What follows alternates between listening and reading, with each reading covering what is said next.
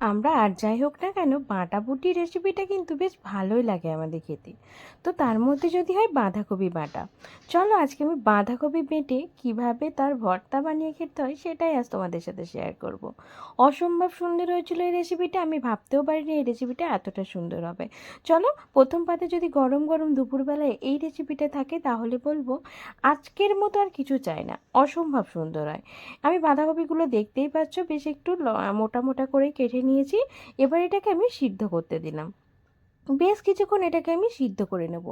এক পিঠ যখন 5 মিনিট পর দেখবো যে সিদ্ধ হয়ে গেছে, অপর পিঠটাও কিন্তু এইভাবে উল্টে দেব। এইভাবে উল্টে পাল্টে বেশ কিছুক্ষণ এটাকে আমার সিদ্ধ করে নেব। চলো ততক্ষণে চিংড়ি মাছটা ছাড়িয়ে ম্যারিনেট করে নিই। তো চলো, চিংড়ি মাছ আমার ছাড়িয়ে ম্যারিনেট করা হয়ে গেছে। তারপরে রসুন কুচি নিয়েছি, পেঁয়াজ কুচি নিয়েছি, কাঁচা লঙ্কা নিয়েছি। আর কিচ্ছু লাগবে না এই রেসিপিটাতে। অতি সামান্য উপকরণ দিয়ে এই রেসিপিটা অনায়াসে খুব সুন্দরভাবে হয়ে যাবে। তো তারপরে দেখো, এই যে বাঁধাকপিটা কিন্তু আমার সিদ্ধ হয়ে গেছে, এবার জলটা ছেঁকে নেওয়ার পালা। দেখো, জল আমি ছেঁকে নিয়েছি, যেটুকু জল ছিল অবশিষ্ট সেটুকু জল কিন্তু এইভাবেই ঝরে গেছে। তারপরে কড়ার মধ্যে আমি এই যে তেল দিয়ে দিলাম। তেলটা দেওয়ার সাথে সাথে এবার এর মধ্যে কি দেবো বলো তো, কি দেবো দেখে নাও। এই রেসিপিটা যদি কেউ কখনো বানিয়ে না খাও, একবার বানিয়ে খেও, ভালো লাগবে, অসম্ভব সুন্দর লাগবে। তো দেখো, তেল আমার খুব ভালো মতো গরম হয়ে গেছে। এতটা গরম করার কিন্তু প্রয়োজন নেই, আমি নিশ্চয়ই কিছু করছিলাম তার জন্য তেলটা এতটা গরম হয়ে গেছে। তো তারপরে দেখো, আমি এই যে রসুন আর পেঁয়াজটা দিয়ে দিলাম। তারপরে চিংড়ি মাছগুলোকে দিয়ে দিলাম। সব কিছু একসাথে খুব সুন্দরভাবে ভেজে নেব। পেঁয়াজের কিন্তু সব পেঁয়াজ আমি এখানে ব্যবহার করিনি, তোমরা দেখতেই পেলে। হাফ যেগুলো একটু বড় বড় সাইজের পেঁয়াজ আমি কেটে রেখেছিলাম সেগুলো এখানে ব্যবহার করেছি। এরপর এগুলোকে খুব সুন্দরভাবে ভেজে নেওয়ার পালা। দেখো, আমি কিন্তু চিংড়ি মাছটাকে একটু ভালো মতোই ভেজে নিচ্ছি, হালকা করে কিন্তু ভাজছি না। চিংড়ি মাছটা খুব সুন্দরভাবেই আমি ভেজে নেব।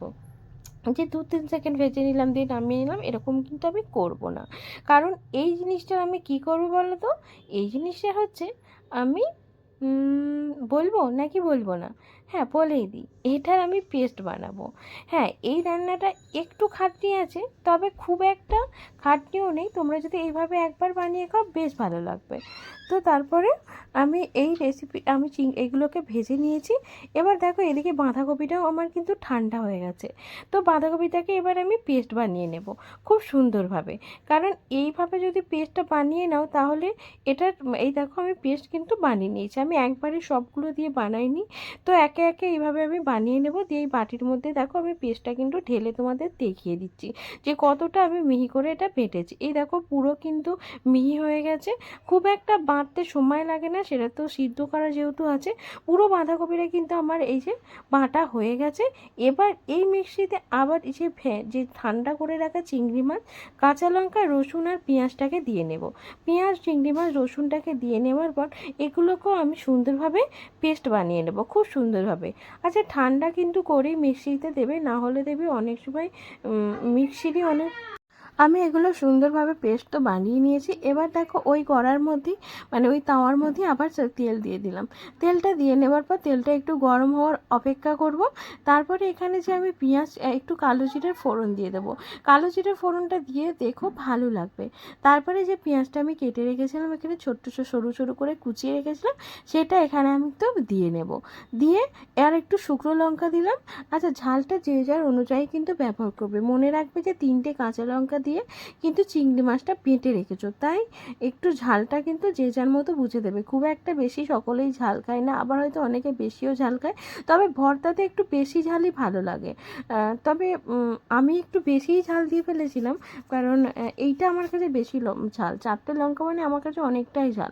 তবে একটু ঝাল ঝালই ভালো লাগে। তো তোমরাও চেষ্টা করবে যে যে যেমন ঝাল খাও সেরকম দিয়ে নেওয়ার। তারপরে পেঁয়াজটা, শুকনো লঙ্কাটা যখন ভাজা হয়ে গেছে, যে বাঁধাকপিটা আমি পেস্ট বানিয়ে রেখেছিলাম সেটা এখানে দিয়ে নিলাম।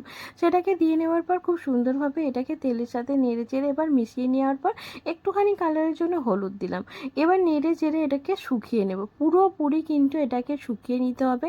যতটা সুন্দরভাবে শুকিয়ে নেবে ততটাই কিন্তু এই ভর্তার টেস্টটা বেশ ভালো আসবে। এই যে দেখো, আমি কিন্তু গ্যাসের ফ্লেমটাকে একটু হাই দিয়ে এটাকে শুকিয়ে দিচ্ছি। কখনো হাই দিচ্ছি, কখনো মিডিয়াম দিচ্ছি। দিচ্ছি, কারণ এইভাবেই কিন্তু রান্নাটা করে নিতে হবে, খেয়ালও রাখতে হবে যাতে লেগে না যায়। তারপরে দেখো যে চিংড়ি মাছ আমি বেটে রেখেছিলাম সেই চিংড়ি মাছটা কিন্তু এখানে দিয়ে নিয়েছি। এবার আর কি এইভাবেই নেড়ে চেড়ে চিংড়ি মাছের সাথে খুব সুন্দরভাবে এই বাঁধাকপিটা মিশিয়ে নিলাম।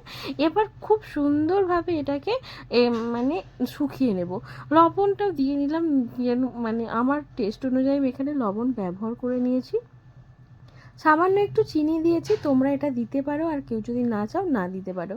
তবে আমি এখানে চিনিটার ব্যবহার করেছি, তাতে স্বাদটা কিন্তু বেশ ভালো আসে। দেখো বেশ কিছুক্ষণ ধরে কিন্তু আমি এইভাবে শুকিয়ে নিয়েছি, কেমন ছিল আর কেমন হয়ে গেল তোমরা দেখতেই পাচ্ছ।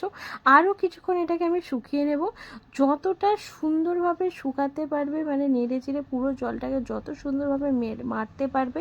যখন দেখবে কড়াইয়ের গায়ে লেগে আসছে, একটু লাল লাল হয়ে গেছে পুরো কালারটা, তখনই কিন্তু নামিয়ে নেবে। দেখো কালারটা কত লাল লাল হয়ে গেছে। ব্যাস, ভর্তাটা কিন্তু আমার রেডি। ওপর দিয়ে আমি একটু কাঁচা সরিষার তেল দিয়ে দিলাম, আর চাইলে এখানে কাঁচা পেঁয়াজ বা কাঁচা লঙ্কাও কিন্তু ওপরে ছড়িয়ে এই ভর্তাটাকে মেখে দিতে পারো। আমি কাঁচা সরিষার তেল আর কাঁচা লঙ্কা দিয়ে একবার মেখে নিয়ে এটা পরিবেশন করেছি। তোমরা কিন্তু ওপর দিয়ে কাঁচা পেঁয়াজও দিতে পারো, তাতেও কিন্তু অসম্ভব সুন্দর লাগবে। তো চলো, রেসিপিটা কিন্তু আমার পুরো কমপ্লিট। আমি হাতের সাহায্যে এটাকে সেট করে নিয়ে তোমাদের দেখাচ্ছি কতটা সুন্দর লাগছে দেখতে। আজকের মতো এই পর্যন্ত, ধন্যবাদ।